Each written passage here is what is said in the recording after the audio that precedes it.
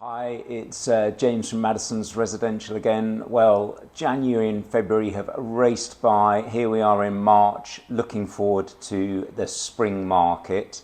I thought I'd give an update this month on something called the Decent Home Standard.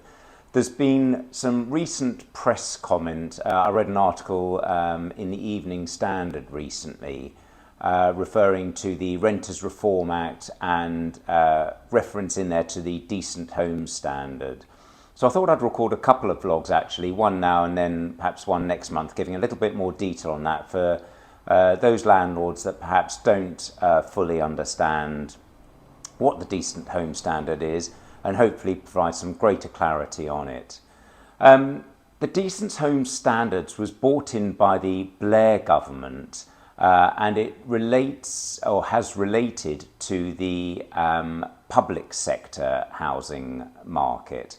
And what it was intended to do was to improve the standards of the public sector housing and set four parameters by which they set a target of 2004 and set four parameters by which they wanted the public sector housing to improve the standards, and invested in the local authorities and gave local authorities powers to then go and inspect the housing stock and bring about those improvements.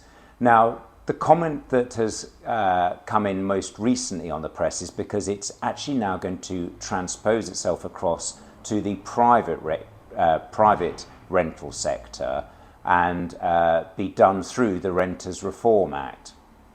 Now, I don't honestly think that this is a cause for the majority of landlords to panic. A survey has found that over 79% of the rental stock that's owned within the private rented sector would meet the standards that have been set out. But of course, what that does mean is that 21% may fall short. Now, the government has set various parameters looking at thermal energy, modernisation of equipment within property, and the layout of the property. And what I thought is that I would go into more detail on that in the next vlog. But it is something to be aware of. It is something to perhaps start looking into, because it is, as this year progresses, there was a consultation done over 2022, in the latter part of 2022. So it is something that's going to get a little bit more momentum and comment as the year goes on. So please do watch this space. It's not something, as I say, I think the majority of landlords need to be worried about, but certainly something that you need to be aware of. I'll look forward to speaking to you next month and giving you the criteria and going into more detail then. Take care. Have a great month in the meantime.